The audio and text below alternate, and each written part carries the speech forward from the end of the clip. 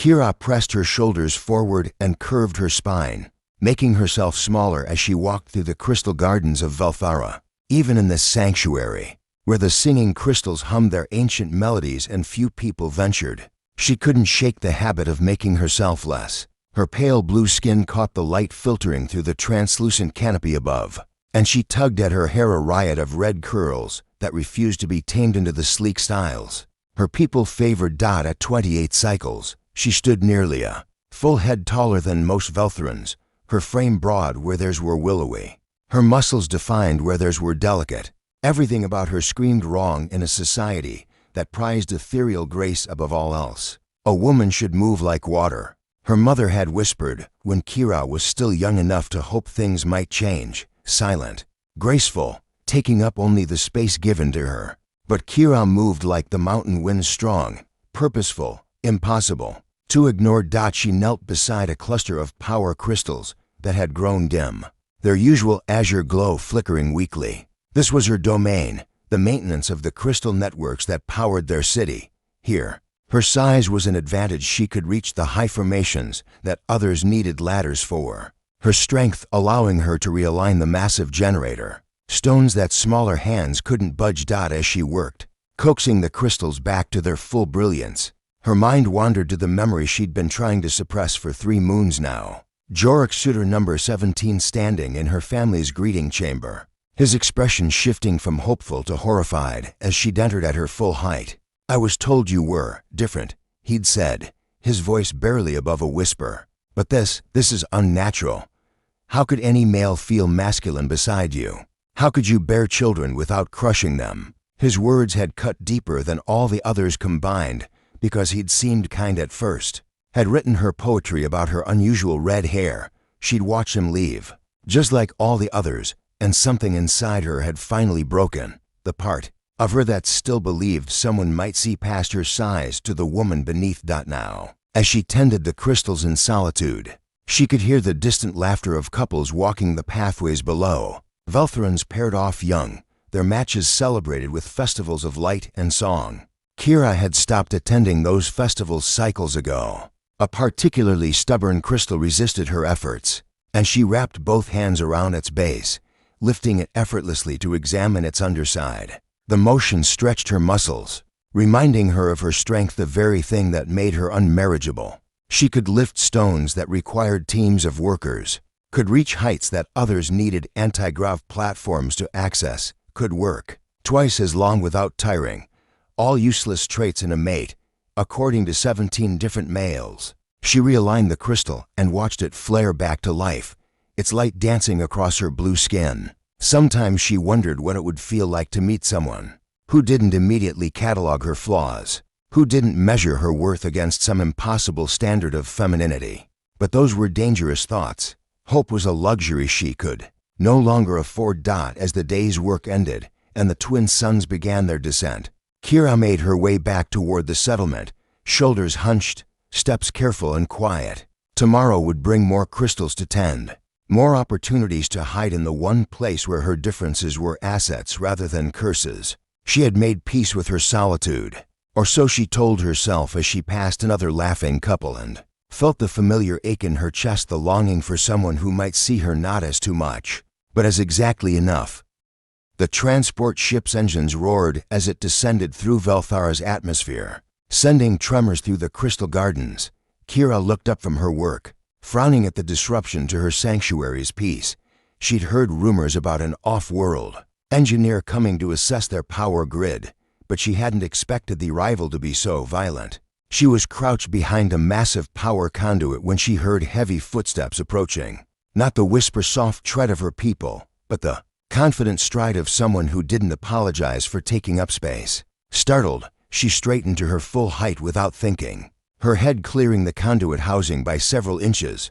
"Well, I'll be damned," a rough voice said behind her. Kira spun around, instinctively hunching her shoulders, but found herself face to face with the most unusual being she'd ever seen. The human was shorter than her, but built like a siege engine, broad shoulders, thick arms, and hands stained with what looked like mechanical lubricants. His hair was dark and unruly, his face weathered by sun and hard work. Most striking were his eyes deep brown and utterly without judgment as they took in her appearance. "You must be the crystal tech they mentioned," he said, extending a grimy hand. "Finn Mack-ready, terraforming engineer, and you're exactly what I need." Kira stared at his outstretched hand, confused. No one had ever said she was exactly what they needed. I'm Kira," she managed, taking his hand carefully. His grip was firm, calloused, and he didn't flinch at her strength. "Kira," he repeated, as if testing the name. "Perfect. I've been studying your power grid schematics on the way here, and I've got to say, your crystal matrix design is brilliant. Who engineered it?" "I did," she said quietly, waiting for the usual surprise that someone like her could understand complex technology. Instead, Finn's face lit up with genuine enthusiasm. "No kidding. The harmonic resonance patterns alone must have taken years to perfect. And the way you've integrated the biological growth cycles with the power output. I've never seen anything like it." For the first time in cycles, Kira felt herself straightening slightly. The crystals are living systems. You have to work with their natural rhythms, not against them. "Exactly." Finn pulled out a worn tablet, its surface covered in calculation marks. "That's why I need your expertise. The terraforming project requires massive power generation, and trying to force traditional fusion plants onto this ecosystem would be like trying to make a mountain sing softly." Kira finished, surprising herself with the interruption. Finn grinned, and something warm unfurled in her chest. "That's poetic and accurate. I like that." He gestured to the gardens around them. "Would you be willing to show me how this all works? I mean, really show me. I learn better with my hands than from data streams." Kira hesitated. Working closely with someone meant they'd see all of her awkward movements, her inability to make herself smaller in tight spaces, her tendency to forget to hunch when she became absorbed in her work. "I understand if you're busy," Finn added, misreading her pause. "But honestly, I've never met anyone who understood quantum crystalline matrices so intuitively. Your people don't know how lucky they are to have you." The words hit her like a physical blow, not painful, but shocking in their sincerity. She searched his face for mockery, for the subtle signs of discomfort she'd learned to recognize, but found only genuine respect. Yes," she said, her voice stronger than before. "I can show you." As they walked deeper into the crystal gardens, Kira found herself relaxing incrementally. Finn asked technical questions that challenged her mind, praised solutions she'd developed, and never once seemed bothered by the fact that she had to duck under formations. He could walk beneath up. Right, for the first time in her life, someone saw her as exactly the right size for the job. 3 weeks into the terraforming project, Kira had almost forgotten what it felt like to hunch her shoulders, working alongside Finn in the deep crystal caverns. Her natural height was an asset he praised daily. She could reach the upper resonance points while he handled the lower calibrations, their partnership flowing like a perfectly tuned harmonic sequence. "Hand me that quantum spanner," Finn called from beneath a massive generator crystal. "The big one. Your grip's steadier than mine for the delicate work." Kira smiled, passing him the tool without the usual pang of self-consciousness about her large hands. Finn had a way of making her size sound like an advantage rather than a flaw. When she'd hesitated to squeeze through a narrow passage the day before, he'd simply said, "Good thing you're built solid if this tunnel decides to collapse. I'm hiding behind you." A distant rumble interrupted her thoughts, followed by the sharp crack of stressed crystal. They both looked up as dust rained from the cavern ceiling. "That doesn't sound good," Finn muttered, rolling out from under the generator. The rumble came again, stronger this time, and several smaller crystals tumbled from their moorings. Kira's enhanced hearing caught the telltale harmonic discord that meant structural failure. "The support matrix is destabilizing," she said, her voice tight with alarm. "We need to evacuate now." They ran toward the tunnel entrance, but 20 meters from safety, the ceiling gave way with a thunderous roar. Kira reacted without thinking, throwing herself forward to shield Finn as a massive crystal formation crashed down. Where he'd been standing, the impact drove her to her knees, the weight of the crystal pressing against her back. "Kira." Finn's voice was sharp with panic. She planted her feet and pushed muscles straining as she lifted the formation enough for them both to crawl clear. Only when they were safely in the main tunnel did she allow herself to collapse, breathing hard. Finn knelt beside her, his hands checking for injuries with surprising gentleness. "Are you hurt? That thing had to weigh half a ton." "I'm fine," she panted, then looked up to find him staring at her with an expression she'd never seen before. Not pity or discomfort, but something that made her skin warm. "Your people don't know what they're missing," he said softly, his calloused thumb brushing a cut on her cheek. "Where I come from, we'd call someone like you a hero." The touch sent electricity through her, and for once she didn't pull away. "Finn, you saved my life back there," he continued, his hands still cupping her face, with strength that most people only dream of having. How could anyone see that as anything but magnificent? Something cracked inside her chest, not painful, but liberating, like a crystal finally finding its perfect resonance frequency. She straightened to her full height, and for the first time in years, it felt natural. "I've spent my whole life trying to be smaller," she whispered. Finn's other hand came up to frame her face, his eyes fierce. "Don't shrink for anyone. I need someone strong beside me." His voice dropped to barely audible. "I need you beside me." The kiss was inevitable as gravity, and just as overwhelming. His lips were warm and sure against hers, and when her arms came around him, she didn't worry about her strength. She simply held him, feeling the solid reality of someone who wanted all of her. When they broke apart, Finn smiled up at her because she was no longer hunching to accommodate his height. "There she is," he murmured, "the woman who moves." Mountains under Velthara's twin moons streaming through the tunnel entrance. Kira finally understood what it meant to stand tall. Finn's quarters were modest but comfortable, adapted from standard housing to accommodate his human needs. As Kira ducked through the doorway, she marveled at how natural it felt to be here, how right it seemed to follow him into this private space. "Are you sure about this?" she asked, her voice soft in the dim lighting. Despite their growing closeness over the past month, despite the kisses and touches that had become as natural as breathing, she still couldn't quite believe he truly wanted her. Finn turned from the environmental controls, his expression tender. "Kira, I've never been more sure of anything in my life." He approached slowly, giving her time to retreat if she needed to. "But if you're not ready, I am," she said quickly, then laughed nervously. "I think I am. I've just never, with someone who didn't make me feel like I had to apologize for existing." His hands found hers, rough palms against her smooth blue skin. "You never have to apologize for being exactly who you are. Not with me." He led her to the sleeping area, where he'd lowered the bed frame to accommodate her height. The thoughtfulness of that small gesture made her throat tight with emotion.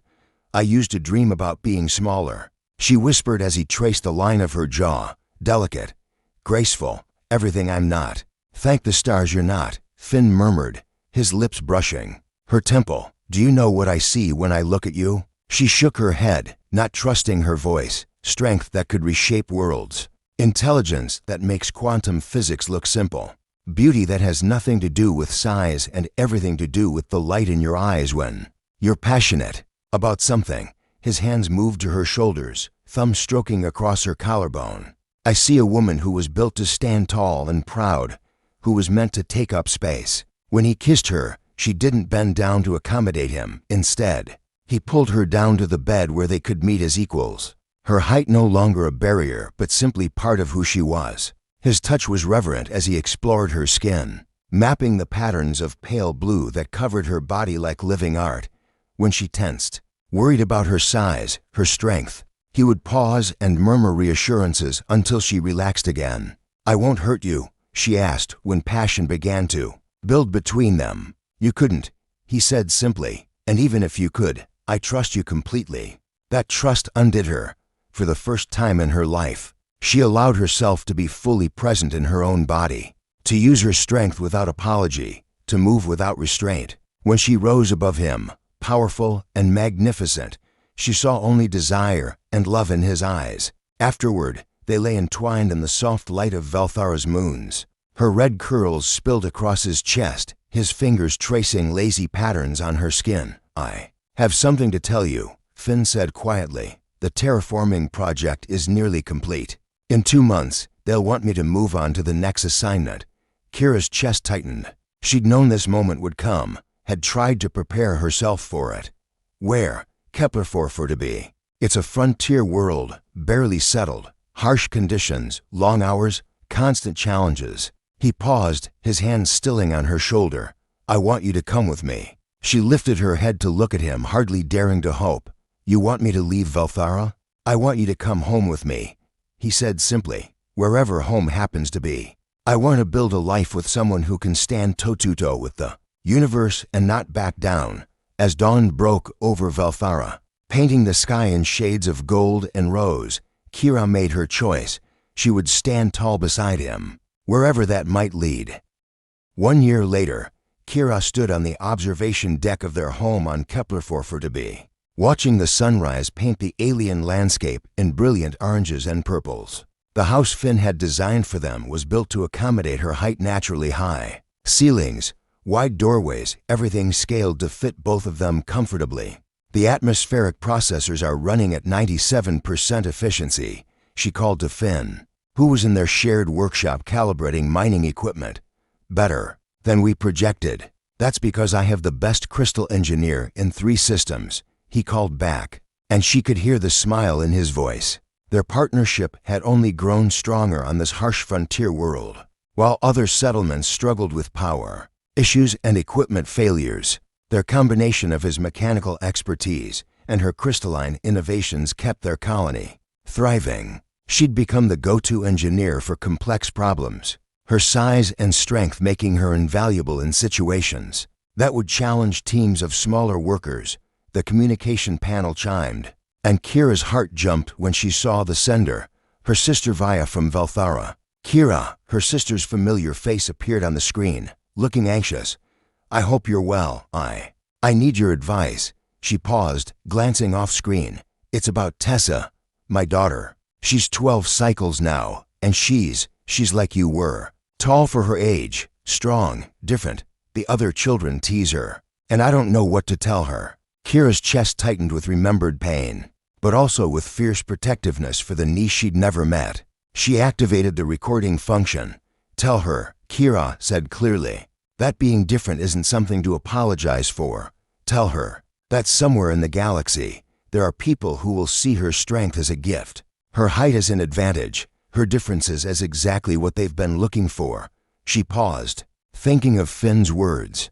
Tell her not to shrink herself to fit into spaces that were never meant for her. The right people will make room. She transmitted the message along with images of their life here, her working confidently alongside Finn, both of them laughing at something off camera. Their home built to accommodate both their needs. "What's that smile for?" Finn appeared in the doorway, wiping his hands on a rag. "My sister. Her daughter is growing up like I did." Kira leaned into his embrace, no longer marveling at how natural it felt.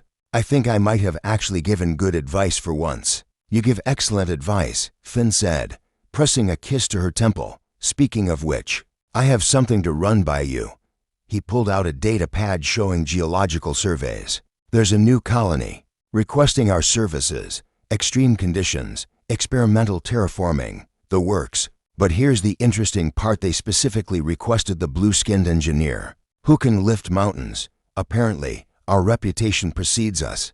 Kira laughed. "The sound rich and unrestrained. They want the mountain lifter. They want you," Finn corrected gently. "All of you. No hiding, no shrinking, no apologies." That evening, they stood together on the cliffs overlooking the valley they'd helped tame. Kira at her full, magnificent height with Finn's arm around her waist. The twin moons of their new world cast everything in silver light, and she could see the power grid they'd built together stretching across the landscape, like a constellation fallen to Earth. "Do you ever regret leaving?" Finn asked quietly. Kira considered the question seriously. She thought of Velthara, with its impossible standards and whispered criticisms. Then she thought of the message she'd sent to her niece, of the colonies that specifically requested her expertise, of waking up every morning next to someone who celebrated her strength. "No," she said simply.